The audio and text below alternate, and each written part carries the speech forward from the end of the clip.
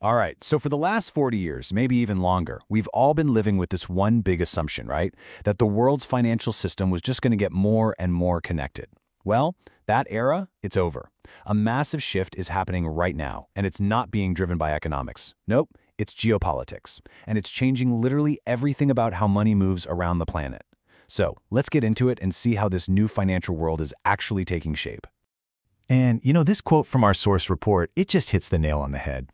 Fragmentation is no longer a hypothetical risk. It is manifest.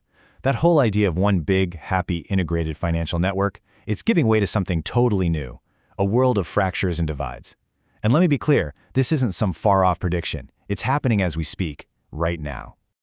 Okay, so to really get our heads around this huge shift, we're going to tackle it in 5 parts. First, we'll look at this new financial world order. Then, we'll dig into the ways the system is actually splintering apart. After that, how finance itself is becoming a weapon.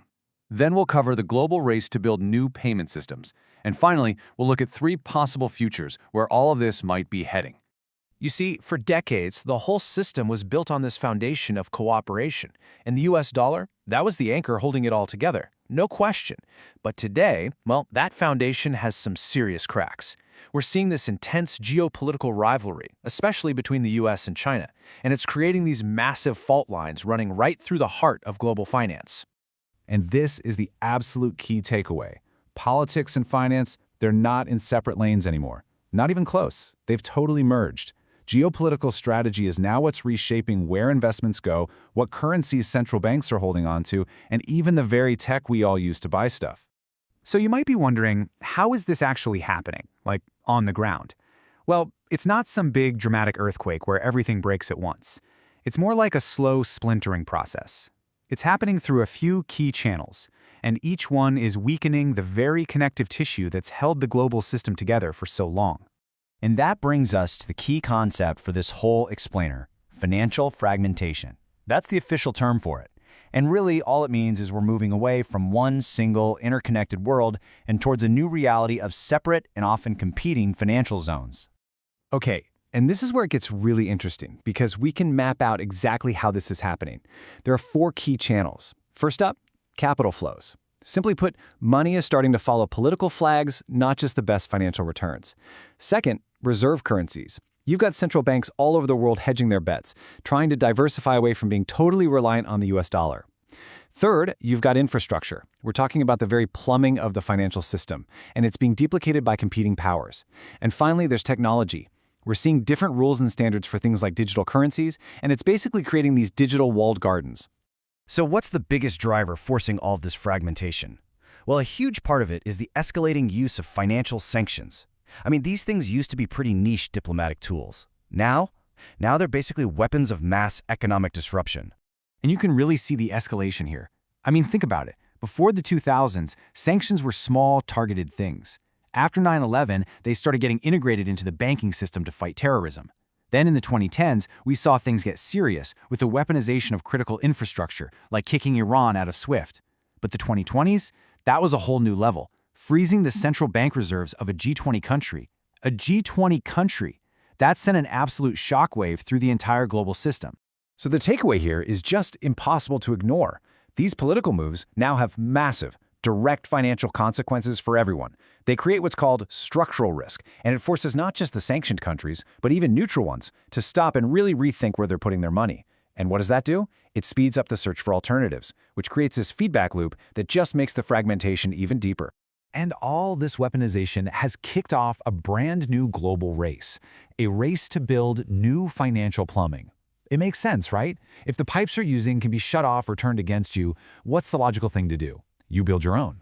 And that is precisely what's happening right now in the world of global payments.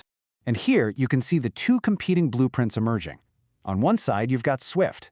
It's been the go-to global standard for decades, the system pretty much everyone uses. But on the other side, China is busy building its own parallel system, called SIPS. And this isn't just about a new piece of technology. No way.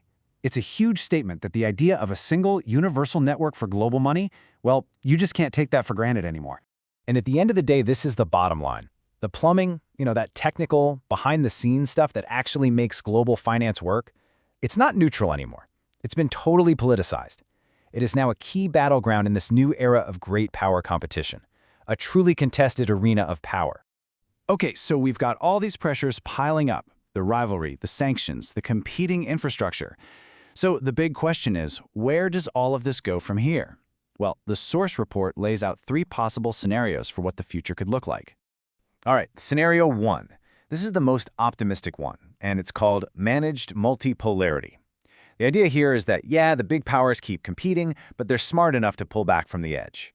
They keep talking, they keep cooperating on the really essential stuff, just to stop the whole system from falling apart. You could think of it as a kind of tense, but ultimately stable, new balance of power.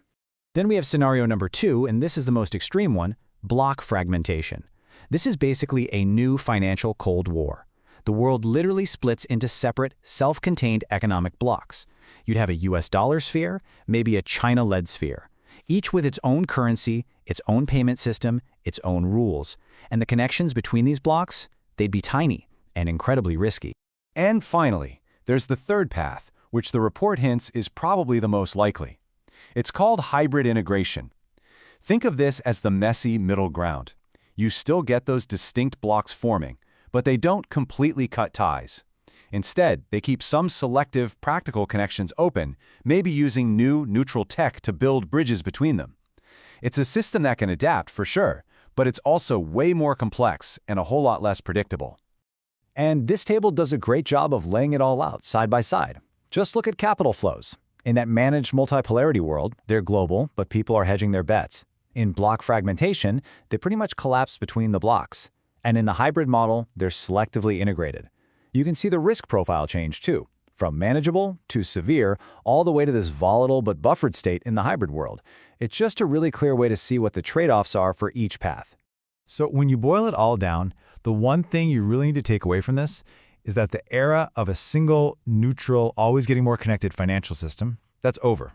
It's done. We are walking into a brand new world, one that's way more contested and a lot more complex. And that leaves us with the single most important question for the next decade.